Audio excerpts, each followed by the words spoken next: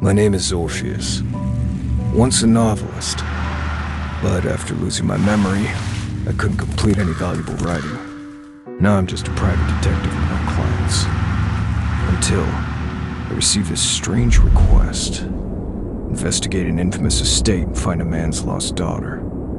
Besides the check, it was the name on the letter that intrigued me. Not Orpheus, but...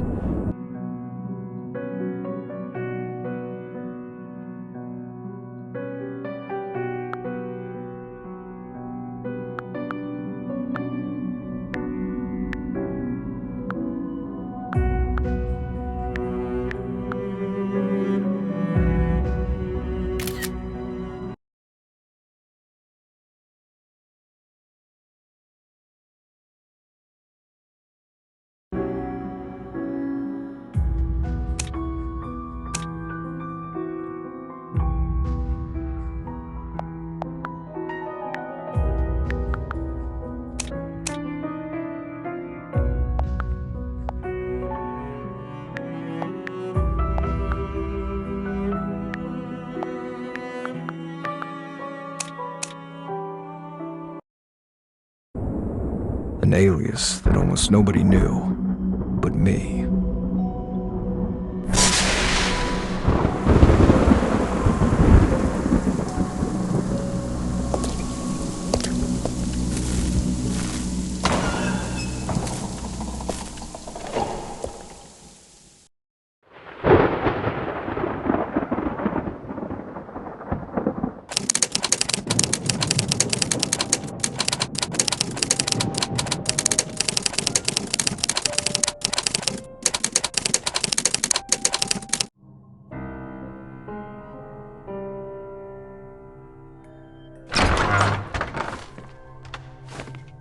For somewhere that's been deserted for 10 years, this room's in remarkable condition. I think I'll stay here for the night. But it's too dark in here. I need to find an alternative light source before the fuel in this lantern runs out.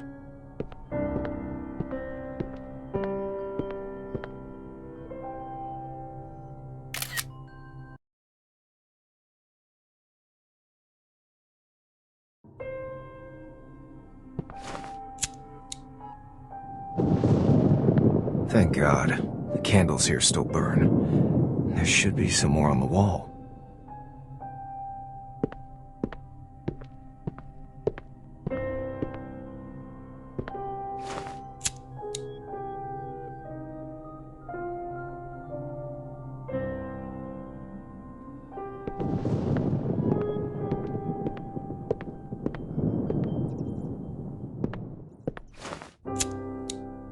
I know it's all psychological. These candles really calm the nerves.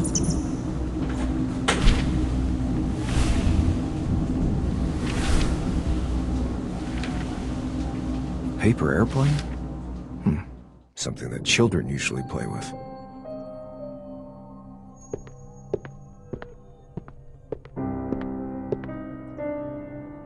This looks like a page from a diary. Interesting. The date is... The person who wrote this is most likely connected with our missing person. Although I can't write anymore, I still have an uncanny ability to sense the emotions of a text. By reading the text, I can attempt to reconstruct the scene, and even find out information about the author.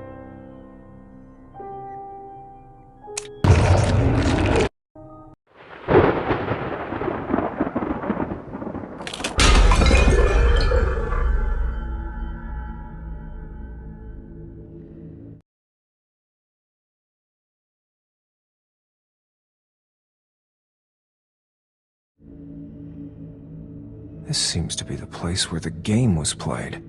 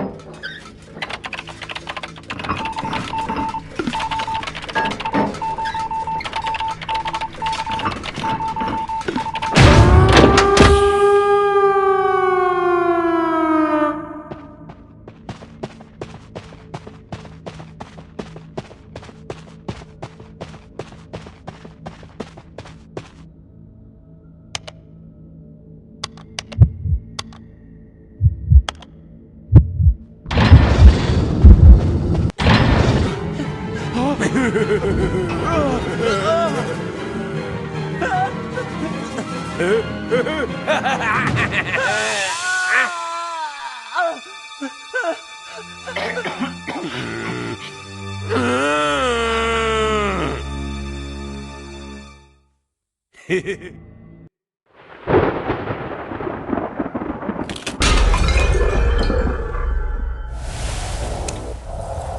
diary suddenly stops here. What on earth does that mean? A carnival? It reads like something that was written by a lunatic. I really hope that Mr. Reichenbach's daughter... What I really need to do now is find the rest of the diary, and find out what's happened here. There should be other clues among these sheets of paper.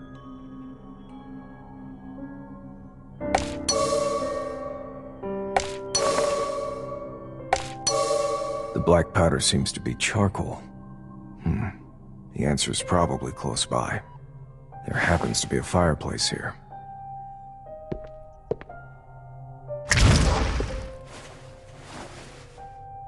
There's charcoal in the fireplace, but no diary. That's not surprising. But something else has attracted my attention. The chimney has been sealed off. Seems the owner didn't use... There must be some more clues around here.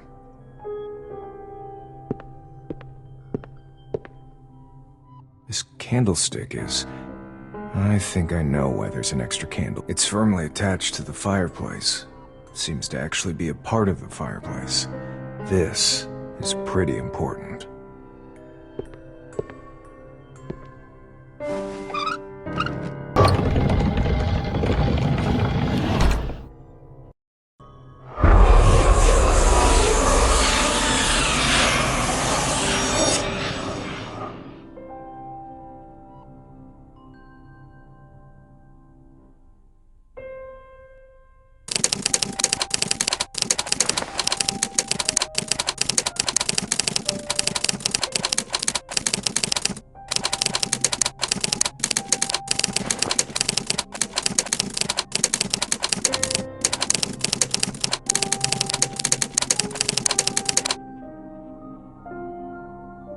I used to detest bedtime reading when I was a child.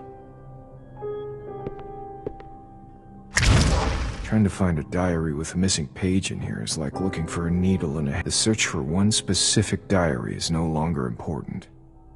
All of these diaries are significant.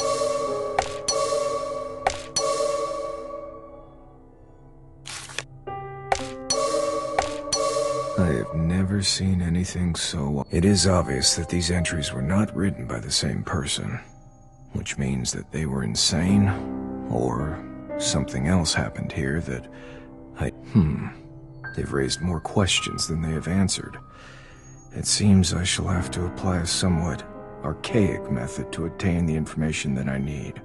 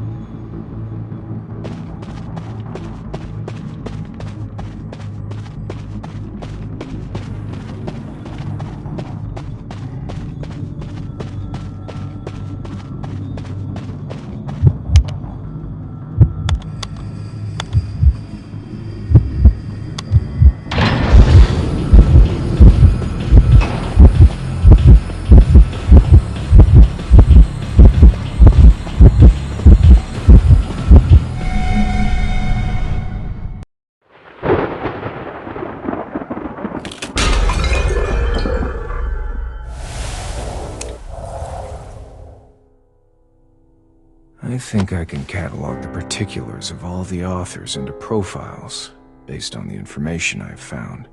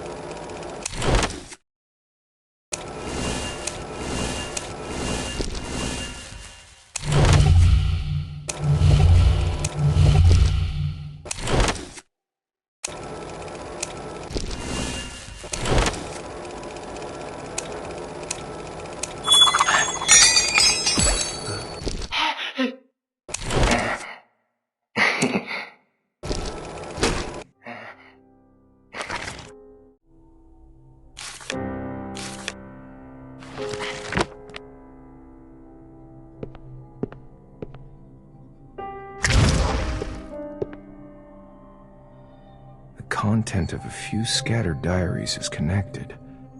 I think they're describing the same game. According to this entry, the author describing this game is a doctor. The entry from this doctor is more detailed and complete. I think this would be a good place to begin.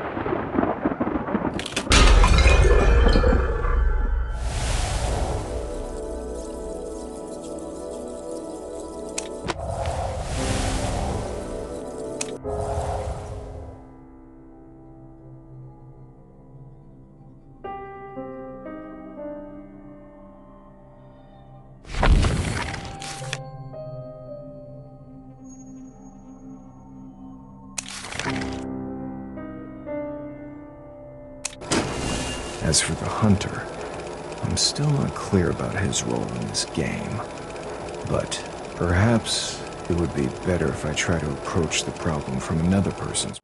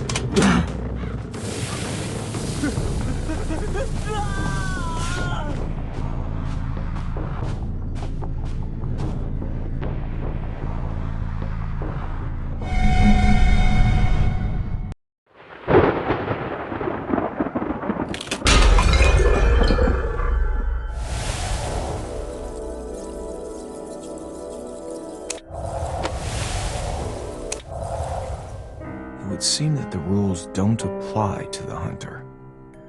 The hunter has hindered everyone since the beginning, regardless of their actions. But how was it that no one resisted the hunter? Was it because of the hunter's strength, or has everyone simply yielded to the hunter's dominance? Does the hunter take pleasure in this game? Or to put it another way, is that the real purpose of this game? It is ironic that the emergence of the hunter has forced this group of people, who had opposing interests in the beginning, to work together. I need to find out more about the situation.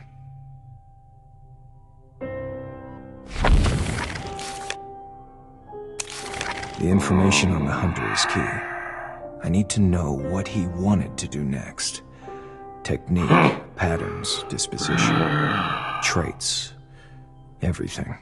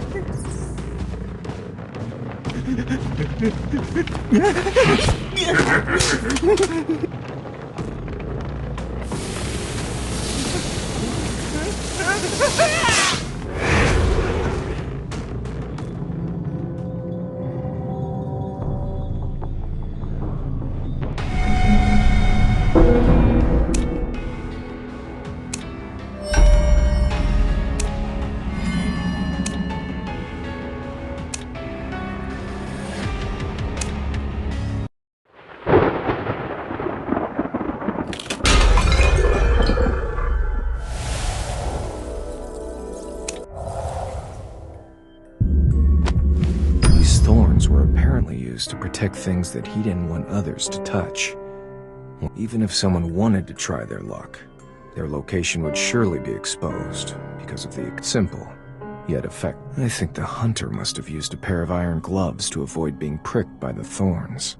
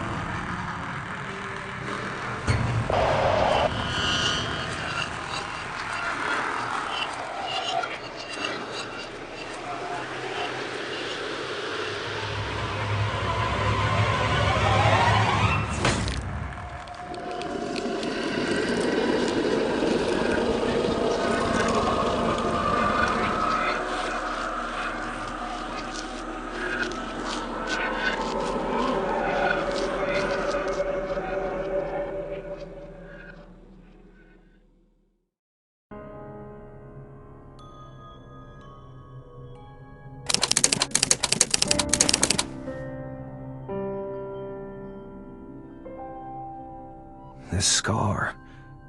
No.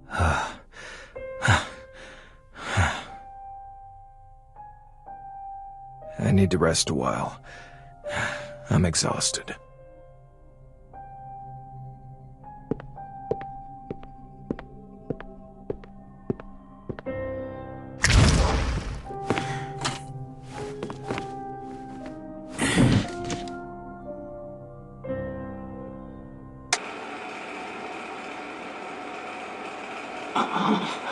About 10 years ago, I was found unconscious at the scene of a fire due to an accident. I wasn't injured, but when I woke up, I realized I had lost my memory. It was with the help of others that I learned I was a fairly well-known writer of detective stories, but I could not recall a single memory, even when reading the words that were written by my own hand.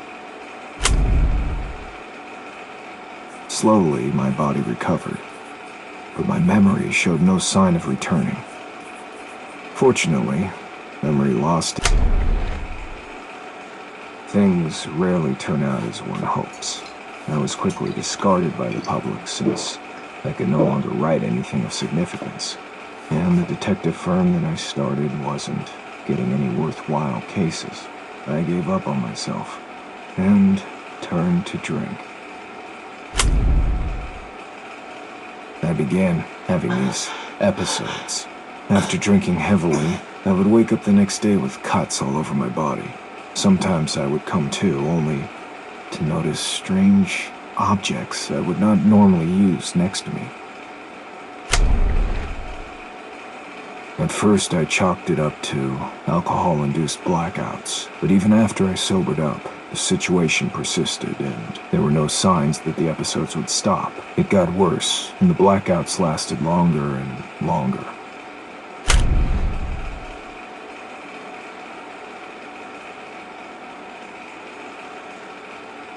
In the end, I realized the root of the problem, at least according to my neighbors. It wasn't memory loss, but another soul in my body that had awakened. I don't trust the other guy. Even now, I don't know what he's done while I was asleep. But now, he suddenly appeared and said to me, "Trust yourself." Of course I trust myself, but not him. I need to prepare for the worst. If he really had something to do with this, I need to be able to prove my innocence. Who's gonna believe me when I say that two souls can exist in one body? This is not a time in history when people believe in things like witchcraft.